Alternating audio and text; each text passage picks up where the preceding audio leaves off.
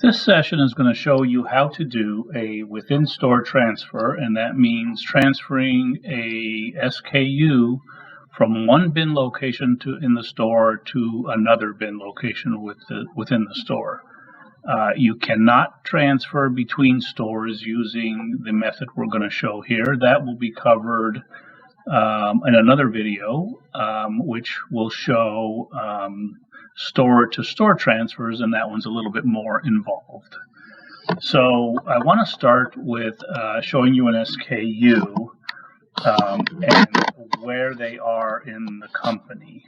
And so I'm going to go to SKU inquiry, and I'm going to show you SKU number 151274808. And if you remember this screen, this will show you where all the inventory is within the company. So you can see that we have 11 at store number 10 of these. This is a washing machine. We have 11 at store number 10. We have 5 of them in store number 12, and we have 45 of them at the warehouse. Again, we're going to be operating in store number 12 right now. And remember, when you have a highlighted field in the upper half of this screen, you can see the detail within that store below. So what this is showing us is we have 4 pieces in the stock room, which is 801201, and we have 1 piece in a floor sample as is at a reduced price. And the floor sample as is, obviously that's an as is item, maybe it's damaged. So what we're going to do now is we are going to transfer 1 from the stock room in the store to the floor sample. So let's get out of here and let's go to the transfer screen.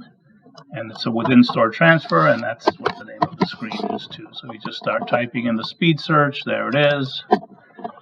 And so because it knows that I'm signed into store number 12, it's already putting the from location is store 12, the to location is store 12. I cannot use this screen to go between stores. It will not let me. So the first thing you want to do is we're going to tell it that this SKU is available and it is being transferred also as an available SKU. We enter our SKU number.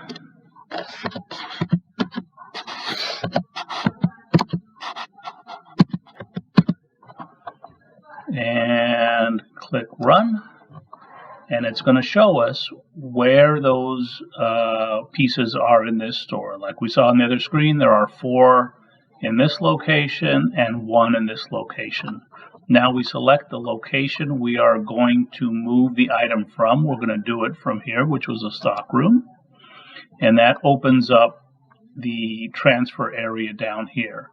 So we're going to be moving that to bin 901201, which I know is the floor sample bin at that store, and I'm going to move 1 onto that floor. If that's correct, I click transfer.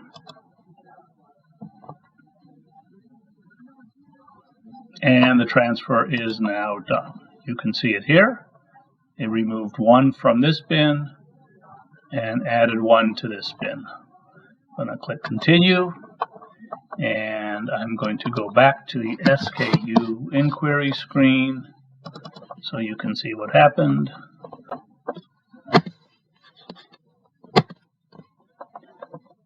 And let's highlight store number 12, and there we go. We now have 3 in a stock room, 1 on the sample floor, and 1 on the floor sample as is.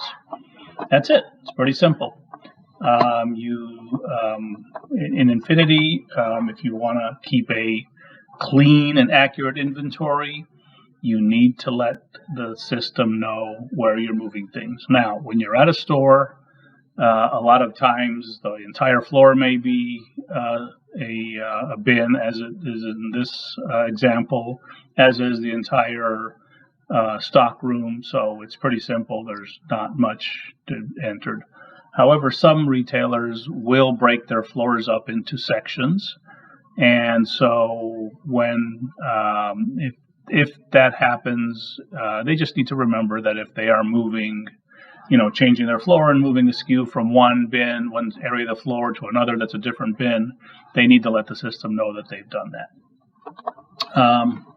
And that's it. So I'm going to click continue and get out of here, and that is a within store transfer.